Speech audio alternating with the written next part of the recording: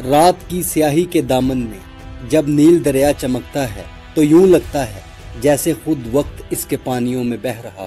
یہ دریا نیل جس نے ہزاروں سال پہلے انسانی تاریخ کی ایسی کہانی رقم کی جسے آج بھی دنیا تہذیب کا پہلا معجزہ کہتی ہے۔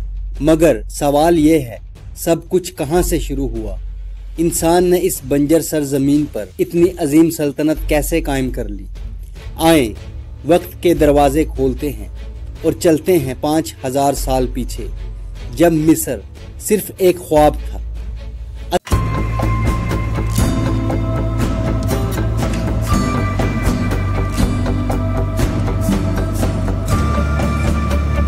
السلام علیکم، آپ دیکھ رہے ہیں اسرار ماضی، جہاں ہم لاتے ہیں تاریخ، علم اور حقیقتوں سے بھرپور معلومات۔ جہاں آج کا جدید مصر ہے، وہاں کبھی ریت کے سوا کچھ نہ تھا، لیکن اس ریت کے درمیان بہتا تھا ایک دریا، نیل۔ جب باقی زمینیں خشک اور بے آب تھیں، نیل ہر سال اپنے کناروں سے باہر آتا، زمین کو سیراب کرتا، مٹی کو زرخیز بناتا۔ یہ دریا صرف پانی نہیں، زندگی تھا۔ قدیم مصری اسے کیمٹ یعنی سیاہ زمین کہتے تھے، کیونکہ جب نیل پلٹتا تو پیچھے گہری سیاہ زمین چھوڑ جاتا۔ یہی مٹی ان کی فصل، ان کا کھانا، ان کی امید بن جاتی۔ لیکن نیل کی ایک روح بھی تھی، خوف کی۔ کبھی وہ سب کچھ دے دیتا، کبھی سب کچھ بہا لے جاتا۔ اس لیے مصری لوگ اسے ایک دیوتا سمجھتے تھے، دیوتا ہاپی، جو زرخیزی کا محافظ تھا۔ ان کے نزدیک زندگی، موت اور قسمت سب کچھ نیل کی مرضی پر منحصر تھا۔ اندازاً 6000 سال قبل مسیح نیل کے کنارے کچھ خانہ بدوش قبیلے آ کر بسنے لگے۔ وہ شکاری اور چرواہے تھے، مگر آہستہ آہستہ انہوں نے زمین کو جوتنا، بیج بونا، پانی کو قابو میں لانا سیکھ لیا۔ ان کے چھوٹے چھوٹے گاؤں، مٹی کے بنے جھونپڑوں کے درمیان انسانی تہذیب کی بنیاد رکھی جا رہی تھی۔ وقت گزرتا گیا اور یہ بستیاں بڑھتی گئیں۔ جنوب میں اپر ایجپٹ اور شمال میں لوور ایجپٹ کے 2 بڑے علاقے وجود میں آئے۔ ہر علاقے کا ایک مقامی سردار تھا، ایک مقامی دیوتا، ایک اپنی زبان، اپنی پہچان۔ مگر نیل وہ دونوں کا مشترکہ دل تھا۔ جب انسان نے پہلی بار اپنے ہاتھوں سے برتن بنائے، جب اس نے پتھر پر نقش کھودے، وہ لمحہ تھا مصری تہذیب کے جنم کا۔ قدیم مصر کے لوگ نہ صرف کسان تھے بلکہ فنکار بھی تھے۔ ان کے برتنوں پر سورج، پرندے اور پانی کے نقش ہوتے۔ ان نشانات سے وہ موسم، پانی کی روانی اور خداؤں کے اشارے سمجھنے لگے۔ اس دور میں پہلی بار تحریر کی بنیاد پڑی۔ علامات، تصویری نشانیاں، ہر علامت کے پیچھے ایک کہانی تھی، ایک دعا، ایک خوف۔ اور یہی وہ لمحہ تھا جب انسان نے وقت کو کاغذ پر قید کرنا شروع کیا۔ مگر مصر ایک نہیں تھا، 2 زمینیں تھیں، اپر ایجپٹ جو جنوب کی طرف تھا اور لوور ایجپٹ جو شمال میں نیل کے دہانے پر پھیلا ہوا تھا۔ دونوں کے دیوتا الگ، بادشاہ الگ، رسمیں الگ۔ ایک سفید تاج پہنتا، دوسرا سرخ، اور ہر ایک سمجھتا تھا کہ اصل مصر وہی ہے۔ برسوں تک یہ دونوں علاقے الگ الگ سلطنتوں کی طرح زندہ رہے، کبھی جنگ، کبھی امن، لیکن نیل بہتا رہا اور اس کے پانیوں میں اتحاد کا پیغام چھپا رہا۔ پھر تاریخ نے ایک نیا موڑ لیا۔ جنوب کے علاقے سے ایک طاقتور بادشاہ ابھرا، نارمر۔ وہ صرف جنگجو نہیں تھا، وہ ایک خواب دیکھنے والا انسان تھا۔ اس نے چاہا یہ دونوں مصر، یہ دونوں زمینیں ایک بن جائیں۔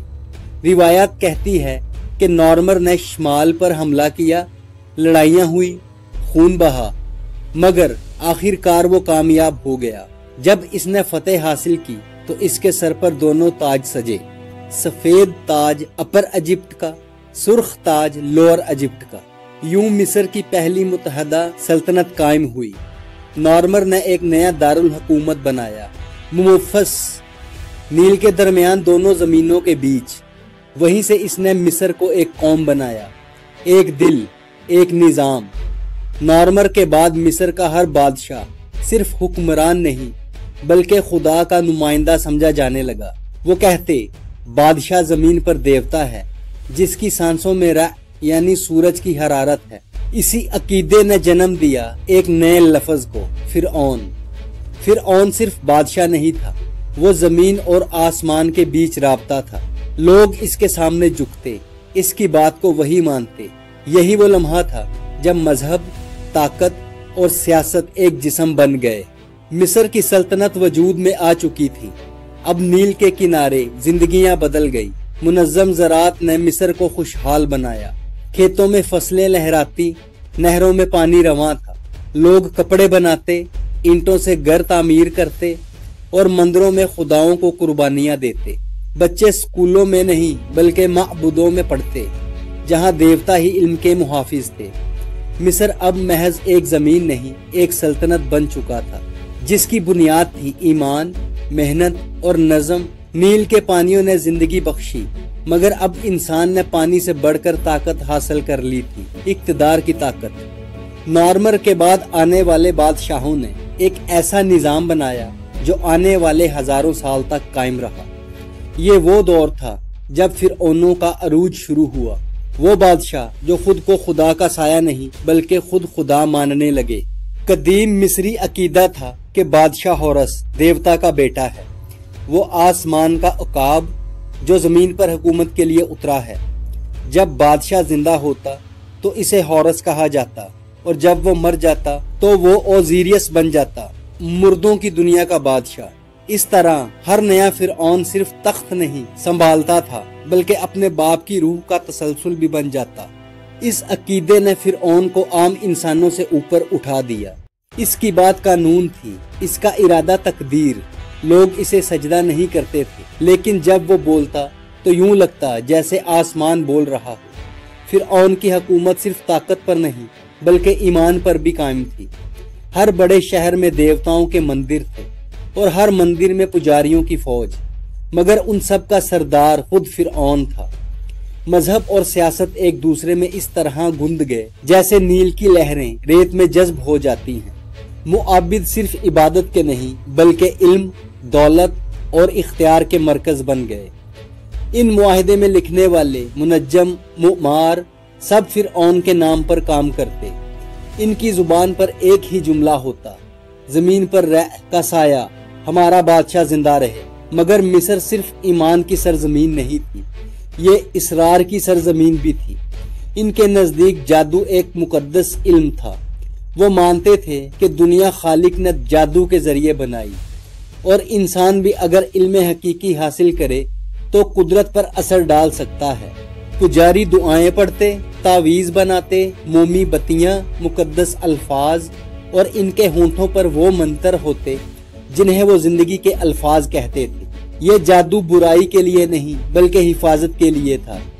बीमारों को शिफा देने, दुश्मनों को रोकने और मरने वालों की रूह को सुकून देने के लिए इनके नजदीक इल्म और जादू में कोई फर्क न था, क्योंकि दोनों का मंबा खुदाई ताकत थी। मगर ताकत का सबसे बड़ा निशान क्या था? वो पत्थर जो वक्त को चीर कर खड़ा था, एहराम। कदीम मिस्र के फिरऔनों ने मौत को शिकस्त देने का ख्वाब देखा। इनके अकीदे में जिंदगी खत्म नहीं होती बल्कि रूह एक नई दुनिया में दाखिल होती है। मगर इस दुनिया तक पहुंचने के लिए रूह को एक जिस्म चाहिए। इसलिए उन्होंने अपने लिए कब्रें नहीं बल्कि हमेशा के घर बनाए। हर फिरऔन चाहता कि इसकी कब्र बाकी बादशाहों से अजीम हो। चनांचा पत्थरों के शहर बसने लगे। स्कारा में पहली ज़िक्कूरा नुमा इमारत जो जूसर ने बनवाई, और इसके मुमार एमहुतीप ने दुनिया की पहली अजीम पत्थरी इमारत तख्लीक की। फिर वो वक्त आया जब एहराम अपने अरूज को पहुंचे। खोफू, खुफरा और मनकूरा, जिनके एहराम आज भी गेजा के सहरा में आसमान को छूते हैं। हर पत्थर हजारों मजदूरों के हाथों से तराशा गया, हर जाविया सूरज की रोशनी से नापा गया, और आज 5000 साल बाद भी कोई नहीं जानता कि उन्होंने इन अजीम अहरामात को इतनी दुरुस्तगी से कैसे तामीर किया। मगर अहराम सिर्फ पत्थरों का ढेर नहीं थे, इनके अंदर मौत की सबसे हैरत अंगेज रसूमात छुपी हुई थी। जब फिरऔन मर जाता तो उसे जिंदगी की दूसरी मंजिल के लिए तैयार किया जाता। पुजारी इसके जिस्म को मखसूस तेलों से साफ करते, अंदरूनी अज़ा निकाल कर महफूज करते और फिर जिस्म को कपड़ों की 1000 पट्टियों में लपेटते। ये अमल मम्मी बनाना कहलाता था। इनका यकीन था कि रूह तभी लौटेगी जब जिस्म सलामत रहेगा। कब्र में खुराक, जेवरात, हथियार, यहाँ तक के छोटे मुजस्समे रखे जाते ताकि मरने वालों को अगली दुनिया में सहूलत मिले। और यूं मौत मिस्र में जिंदगी का दूसरा नाम बन गई। मगर मिस्र की अजमत सिर्फ इसके फिरौनों या अहरामों में नहीं थी, बल्कि इसके इल्म, फन और फलसफे में थी। मुआबदा में रियाजी, तिब, नजूम और तहरीर के अलूम पढ़ाए जाते। माहिरीन फल्कियात सितारों से मौसम का अंदाजा लगाते। मुअमार जावियों से अहराम की सिमतें मुतअय्यन करते और तबीब जड़ी बूटियों से इलाज करते। मिस्री कैलेंडर आज के ग्रेगोरियन निज़ाम का बुनियादी खाका था। इनके पास साल के 365 दिन, 12 महीने और नील की लहरों से वक्त मापने का निज़ाम था। ये वो कौम थी जिसने वक्त, मौत और फितरत को समझने की कोशिश की और इन तीनों को अपनी तहजीब में समो दिया। मगर ताकत हमेशा बेखतर नहीं रहती। जैसे जैसे फिरऔन ज्यादा अजीम होते गए, वैसे वैसे इनके महलों में गरूर बढ़ने लगा। रियाया के लिए फिरऔन अब खुदा नहीं बल्कि खौफ की इलामत बनता जा रहा था। मुआबदा सोना निगलने लगे, मजदूर अपनी जिंदगियां पत्थरों में दफनाने लगे। ये वो वक्त था जब मिस्र की तारीख के पहले बड़े तजादात जन्म ले रहे थे। ताकत और ईमान की यह कशमकश चल रही थी। लेकिन एक सवाल आज भी इंसानियत के जहन में गूंजता है, ये अहराम आखिर कैसे बने?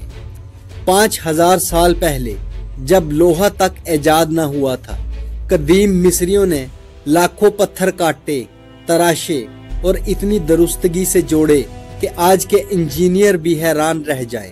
खोफू के अहराम में 2.5 मिलियन से ज्यादा पत्थर के ब्लॉक हैं।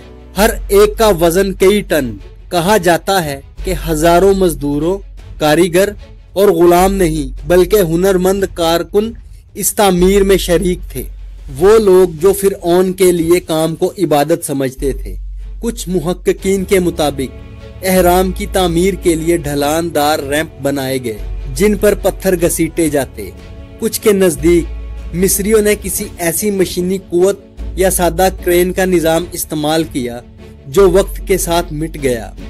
मगर एक बात तय है, ये सिर्फ हाथों का नहीं, ईमान का कारनामा था। जब माहिरीन ने अहराम के जाविये नापे तो वो हैरान रह गए। खोफू का अहराम बिल्कुल दुरुस्त शुमाल की सिमत में है। सिर्फ 3 मिनट के फर्क से आज भी कोई जदीद इमारत इतनी दुरुस्तगी से कुतबे शमाली के सिमत में नहीं बनी और ये इत्तेफाक नहीं हो सकता। मिस्रियों ने आसमान के सितारों से जमीन की पैमाइश सीखी थी।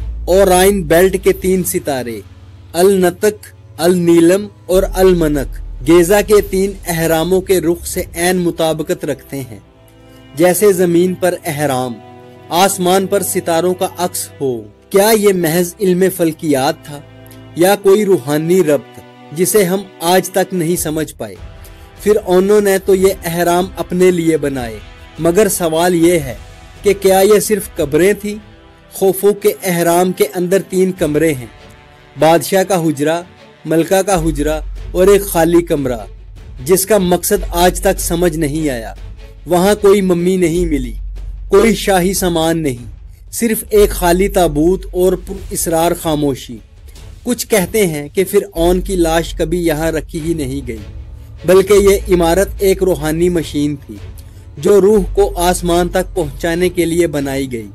कुछ माहिरीन के मुताबिक अहराम की साख्त, जाविये और राहदारियों का निजाम कायनाती तवानाई से जुड़ा हुआ है। जैसे हर कमरा, हर सोराख किसी मखसूस सितारे की सिमत रखता हो। शायद फिरऔन अपनी रूह को इन्हीं सितारों में अमर करना चाहता था।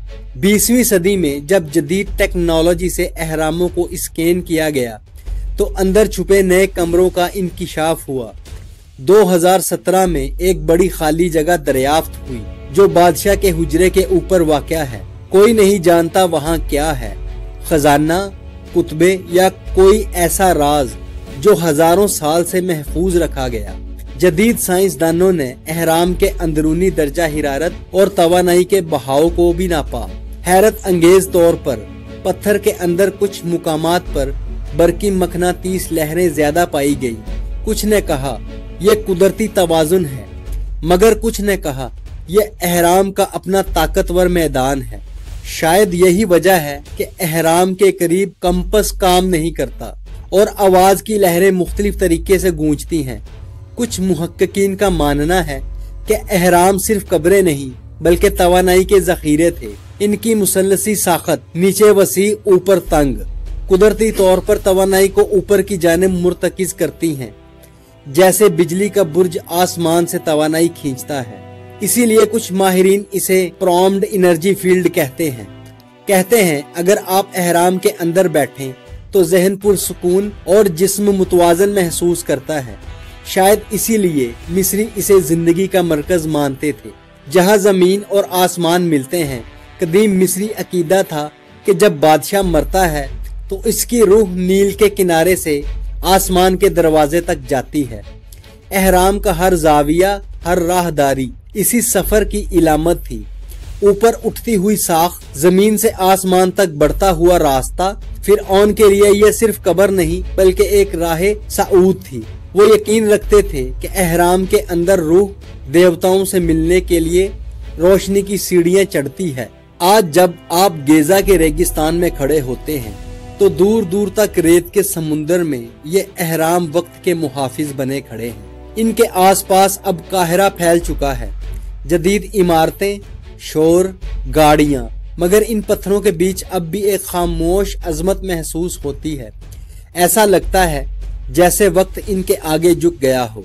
जो कुछ मिट गया, सल्तनतें, बादशाह, वो सब यही बताने आए थे कि इंसान फानी है मगर इसके ख्वाब लाफानी। वक्त जो कभी फिरऔनों के कदमों में था अब इनके खिलाफ बहने लगा। वही नील जिसने इन्हें जिंदगी दी अब इनके गरूर को बहा ले जाने वाला था। एहराम अब भी खड़े थे मगर फिरऔनों के दिलों में खौफ ने जगह बना ली थी। मिस्र का सूरज अब जवाल की तरफ ढल रहा था और एक नई सुबह ईमान की रोशनी के साथ तलू होने वाली थी। मिस्र की तारीख में बहुत से फिरऔन आए मगर रामसीस दोम वो नाम है जिसे ताकत, शानो शौकत और गरूर का सबसे बड़ा मजहर माना जाता है। वो मिस्र का देवता बादशाह कहलाता था जिसके मुआब्बद मुजस्समे और फतूहात पूरे मुल्क में फैले हुए थे। इसके दौर में मिस्र का वकार अपने अरूज पर था, मगर इसी दौर में अल्लाह के नबी हजरत मूसा का ज़हूर हुआ और यही वो लम्हा था जब तारीख, ईमान और तकदीर एक दूसरे से टकरा गए। कदीम मिस्र के दरबार में एक नबी ने ऐलान किया कि तुम्हारा रब तुम खुद नहीं बल्कि अल्लाह है जो आसमानों जमीन का खालिक है। ये आवाज किसी आम इंसान की नहीं थी, ये मूसा अलैहिस्सलाम की थी। वो दरबार जिसमें एक फिरऔन की बात थी, कानून थी, वही मूसा ने सच का पैगाम सुनाया। वहां मूसा ने सच का पैगाम सुनाया मगर गरूर के अंधे फिरऔन ने कहा मैं ही तुम्हारा सबसे बड़ा रब हूँ। और यूं एक ऐसी कशमकश शुरू हुई जो तारीख इंसानियत में ईमान और जुल्म के दरमियान सबसे अजीम मार्का बन गई। मूसा ने अल्लाह के हुक्म से निशानियां दिखाई, इनका असा अजदहा बन गया, नील का पानी खून में बदल गया, मेंढकों, टिड्डियों और बीमारियों ने जमीन को घेर लिया। मगर फिरऔन के दिल पर गरूर का पर्दा पड़ा हुआ था। इसने मूसा के मानने वालों बनी इसराइल पर जुल्म बढ़ा दिया। मगर हर जुल्म के बाद एक नया मोजज़ा जाहिर होता। नील जो जिंदगी की इलामत था अब इंतकाम की इलामत बन गया। ये वो वक्त था जब मिस्र के देवता खामोश हो गए और फिरऔन की सल्तनत हिलने लगी। आखिरकार जब फिरऔन ने हजरत मूसा और इनके पैरोकारों को आजादी देने से इनकार किया तो अल्लाह का हुक्म आया, अपनी कौम को ले जाओ और दरिया के पार निकल जाओ। मूसा नील के किनारे पहुंचे, पीछे फिरऔन की फौज, सामने फैला हुआ पानी, मगर ईमान के कदम नहीं रुके। मूसा ने अस्सा जमीन पर मारा और नील की लहरें दो हिस्सों में बट गई। पानी दीवार बन गया और बनी इसराइल खुश्की पर गुजर गए। मगर जब फिरऔन अपनी फौज के साथ इसी रास्ते पर आया तो पानी पलट आया।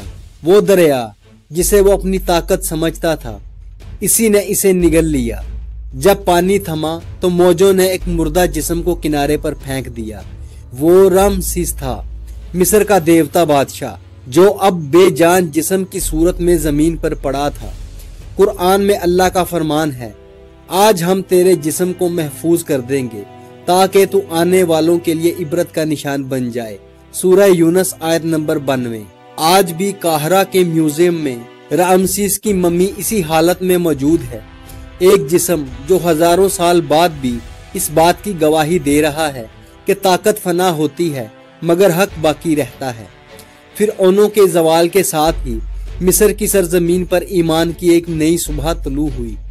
अब वो सरजमीन जहाँ देवता गिने नहीं जाते थे, वहाँ एक खुदा की आवाज गूंजने लगी। मिस्र की तहजीब खत्म नहीं हुई, बल्कि इसने एक नई रूहानी शक्ल इख्तियार कर ली। पुराने मुआबद के बजाय दिल इबादत गाह बनने लगे और यूं मिस्र ताकत के गरूर से निकलकर रूहानियत के सफर में दाखिल हुआ। फिरऔनों का जमाना खत्म हुआ मगर मिस्र की कहानी खत्म ना हुई। अब ये सरजमीन नए फातिहीन, नई सल्तनतों और नए अकायद की गवाह बनने वाली थी कि कैसे यूनानी, ईरानी और रोमी मिस्र के दरवाजों से दाखिल हुए और एक नई तहजीब ने जन्म लिया। फिरऔनों का दौर माजी बन चुका था। वो तख्त, वो सोना, वो मुआबिद सब खामोश हो चुके थे, मगर मिस्र वो सरजमीन जिसने वक्त को जन्म दिया था अब एक नए जमाने में कदम रखने वाली थी।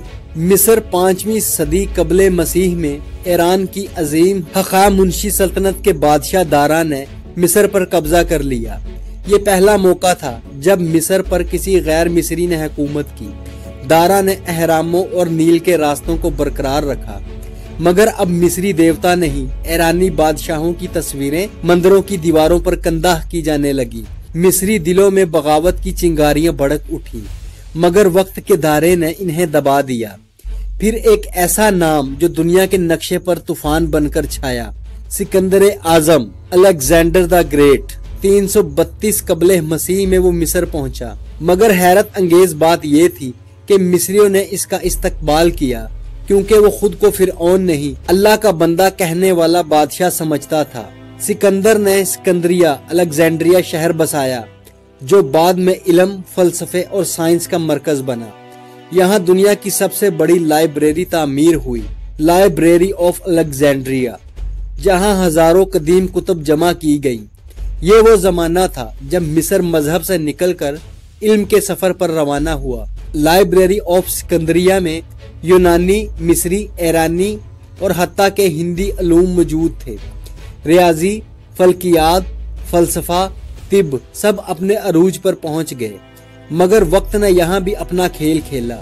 जंगों और आतिशज़दगी ने इस लाइब्रेरी को जलाकर राख कर दिया। हजारों साल का इल्म धुएं में उड़ गया और यूं मिस्र के उफक पर इल्म का सूरज ढल गया। सिकंदर के बाद इसके जनरल बतलीमूस ने मिस्र पर हुकूमत कायम की। ये वो दौर था जब यूनानी और मिस्री तहजीबें एक दूसरे में घुल मिल गईं। बतलीमूसी खानदान की सबसे मशहूर मलका थी क्लियोपेट्रा। वो न सिर्फ हुस्नो अकल की इलामत थी, बल्कि एक मजबूत हुक्मरान भी। इसने रोम की ताकत के सामने अपने मुल्क को बचाने की कोशिश की, मगर किस्मत ने साथ न दिया। रोम के जनरल ऑक्टेवियस की फतूहात ने क्लियोपेट्रा की दुनिया को तोड़ दिया, और जब इसने महसूस किया कि मिस्र हाथ से निकल चुका है, तो इसने सांप के जहर से खुदकुशी कर ली। इस लम्हे के बाद मिस्र हमेशा के लिए रोम का सूबा बन गया। रोम के जेर इक्तदार मिस्र एक नया चेहरा इख्तियार करने लगा। पुराने मुआबद बुत कदों में बदल गए और एक नए मजहब ईसाइयत, क्रिश्चियनिटी ने अपनी जड़ें फैलानी शुरू की। मिस्र के लोग जो हजारों साल से सूरज, नील और फिरऔनों की इबादत करते आए थे, अब एक खुदावंद पर ईमान लाने लगे। सदियों पुरानी बुत परस्ती रफ्ता रफ्ता मिटने लगी। काहिरा के करीब कुतबी कॉप्टिक बरादरी आज भी इसी दौर की यादगार है। 7वीं सदी में अरब सिपा सालार उमरो बिन अल आस खिलाफत राशिदा के जमाने में मिस्र में दाखिल हुए। इस बार मिस्र ने तलवार से नहीं, पैगाम ईमान से रोशनी पाई। इस्लाम ने मिस्र को एक नया तशख्खुस दिया, जिसमें इल्म, अदल और रूहानियत का इम्तजाज था। कहरा को दारुल हुकूमत बनाया गया और जामिउल अजहर कायम हुई, जो आज भी इल्म ईमान का मरकज है। नील के किनारे आजान की आवाज गूंजी और फिर ओनों की सरजमीन अर्जुल अंबिया बन गई। मिस्र की कहानी वक्त से भी पुरानी है। यहाँ तख्त भी बने, मोहब्बत भी गिरे, इल्म भी जला, ईमान भी आया, मगर नील अब भी बह रहा है जैसे वक्त कभी रुका नहीं। एहराम अब भी खड़े हैं जैसे मिस्र आज भी राजों में छुपा है। यह है कदीम मिस्र की दास्तान, जहां इंसान ने देवताओं को बनाया और फिर रब्बे वाहिद को पहचाना। कदीम मिस्र की कहानी सिर्फ एक सल्तनत की नहीं, बल्कि इंसान के गरूर से ईमान तक के सफर की कहानी है। फिर उन्होंने खुद को खुदा कहा, मगर वक्त ने इन्हें मिट्टी में मिला दिया। नबियों ने सच की सदा बुलंद की और वो सदा आज भी नील की लहरों में गूंजती है। इल्म के चिराग जलाए गए, जंगों ने इन्हें बुझा दिया, मगर रोशनी कभी खत्म नहीं हुई, क्योंकि मिस्र सिर्फ तारीख नहीं बल्कि एक सबक है कि ताकत, सोना और ताज हमेशा फना हो जाते हैं, मगर हक, इल्म और ईमान हमेशा बाकी रहते हैं। दोस्तों, अगर आपको कदीम मिस्र से जदीद मिस्र तक की ये वीडियो पसंद आई हो तो इस वीडियो को लाइक करें, हमारे चैनल असरारे माजी को सब्सक्राइब करें। मिलते हैं नेक्स्ट वीडियो में, तब तक के लिए अल्लाह हाफिज।